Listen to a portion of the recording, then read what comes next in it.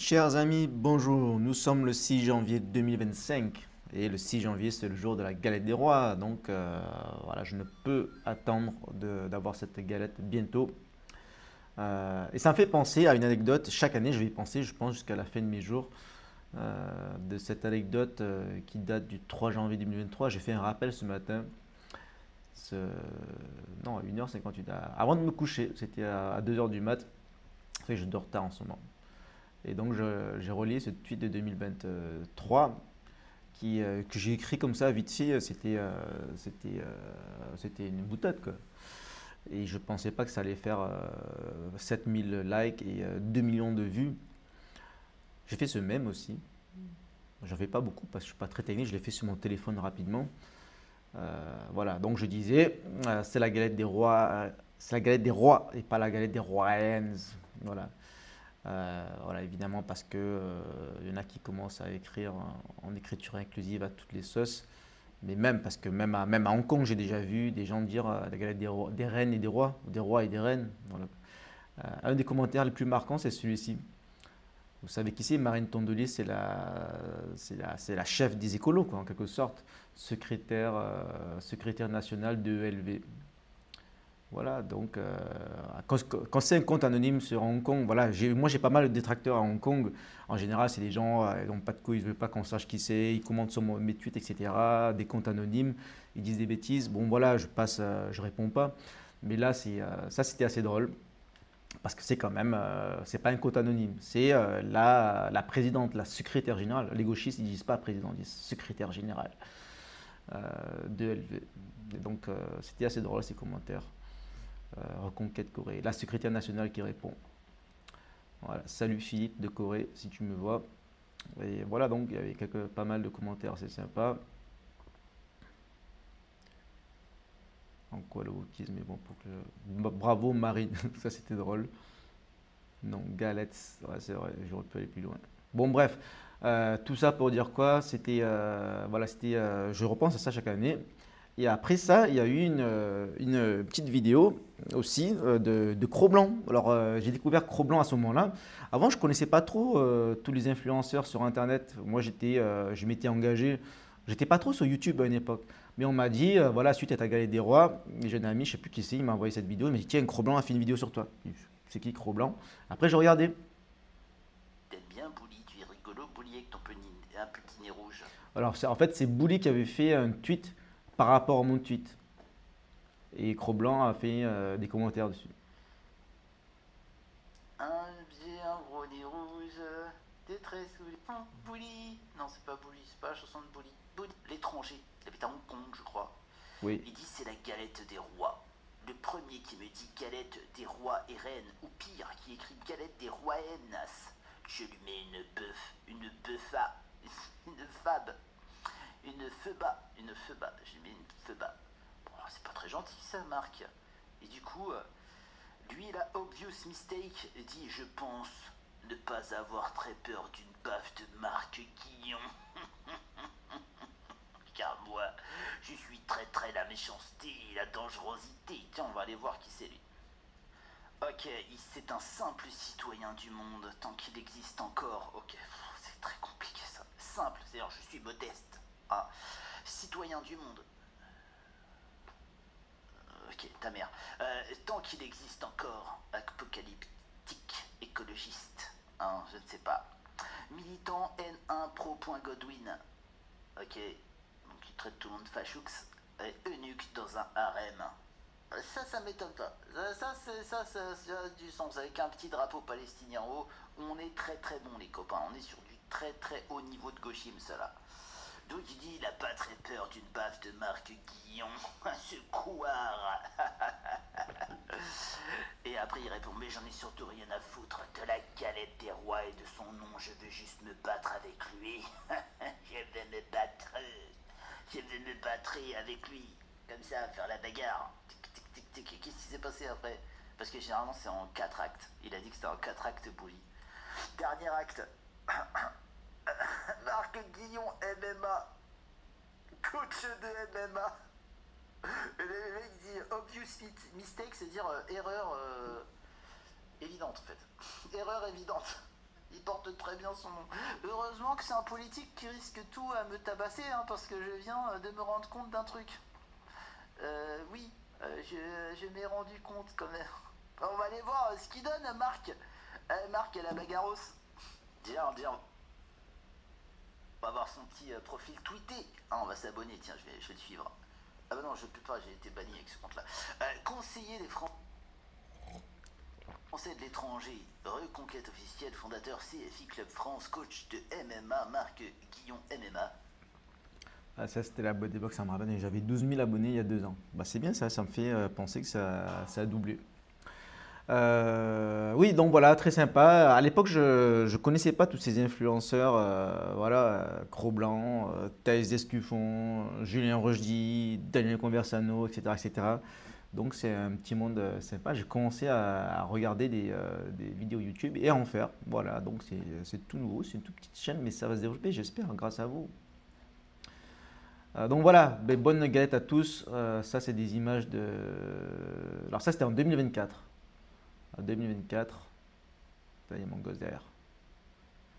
Et j'étais très content ce jour-là parce que j'avais fait on avait fait faire des galettes et des gâteaux, des couronnes. D'ailleurs, merci à Patience si elle voit cette vidéo, c'était super bon. Et je vais en commander d'ailleurs cette année. Alors, je ne sais pas quand je vais faire ça parce que je suis super busy. Là, je vais organiser une déjà, c'est plutôt une soirée privée, mais c'est dans un hôtel, ils ont leur propre galette, mais j'aimerais bien en organiser aussi une avec quelques amis, ou en tout cas, bon bref, on verra, mais je vais trouver d'autres dates. Alors ça, c'est une vidéo de mai, il fait pas mal de vidéos sympas, elle vient aux événements CFI, et après, elle fait des vidéos.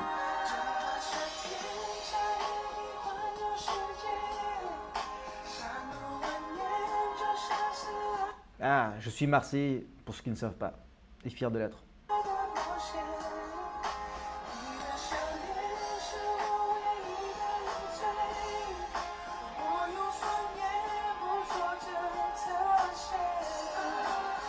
Bon, bref, alors ça c'était bien sympa. À une époque, on avait un showroom de vin d'une boîte qui s'appelait Natura. C'était très sympa, malheureusement.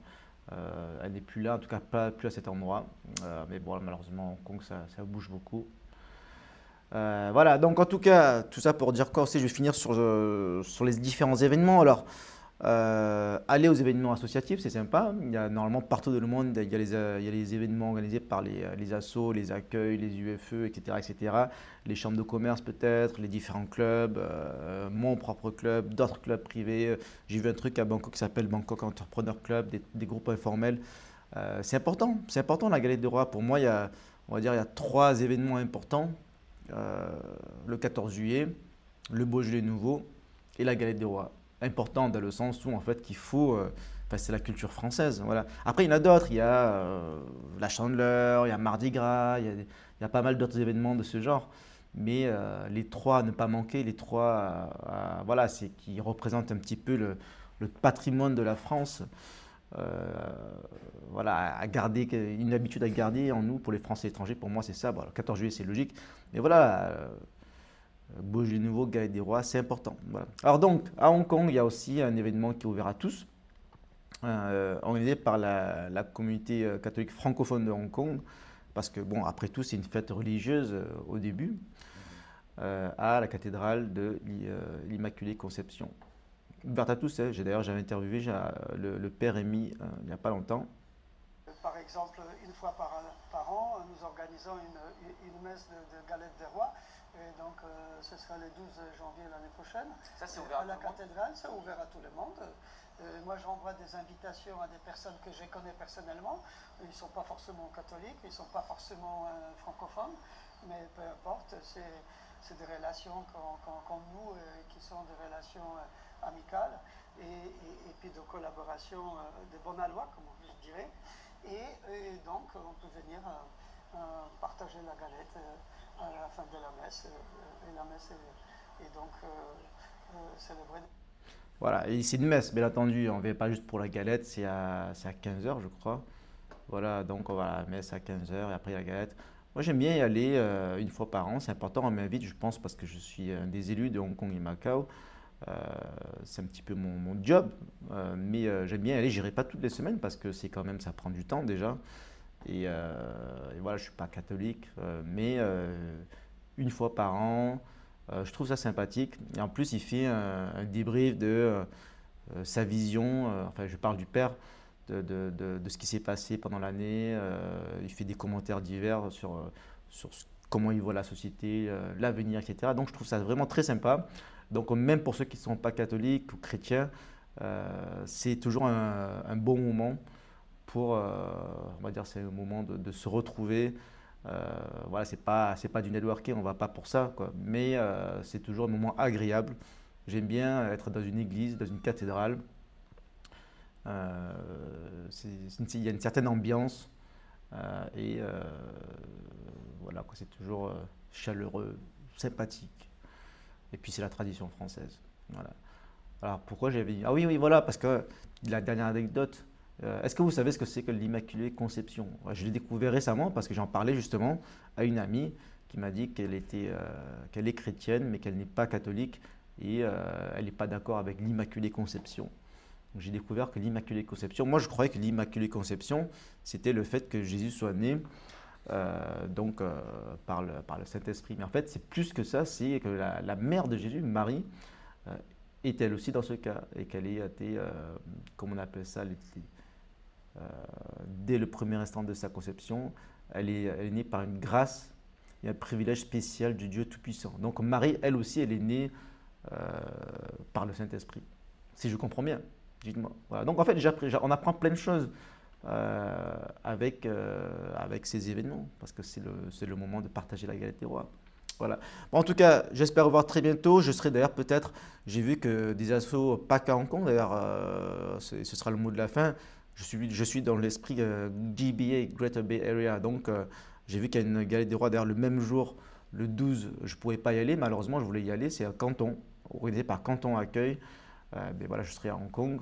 Mais le 19, dimanche 19 janvier, il y a une galette des rois organisée par Shenzhen Bienvenue. Je viens de le voir ce matin, là, il y a une heure. Donc c'est intéressant, je vais y aller. Voilà, Hong Kong, Canton, Shenzhen, dans la région, c'est bien d'aller aux différents événements. Il y a peut-être il devrait y avoir une galette des rois Hong Kong Accueil, ce serait logique. J'ai pas vu, je suis allé sur leur site, j'ai pas vu. Mais en général, c'est sympa, ils font des événements où les enfants peuvent aller, kids friendly. Et après, peut-être à Macao, il y a quoi à Macao? Je ne sais pas ce qui se passe à Macao, il faut peut-être l'Alliance française, la Chambre de commerce. Voilà, mais en tout cas, bonne année à tous pour ceux, voilà, à qui je n'ai pas encore eu l'occasion de la souhaiter. J'espère vous voir très vite lors de ces événements. Et passez une bonne semaine, bonne année et dégustez bien la galette. Ciao!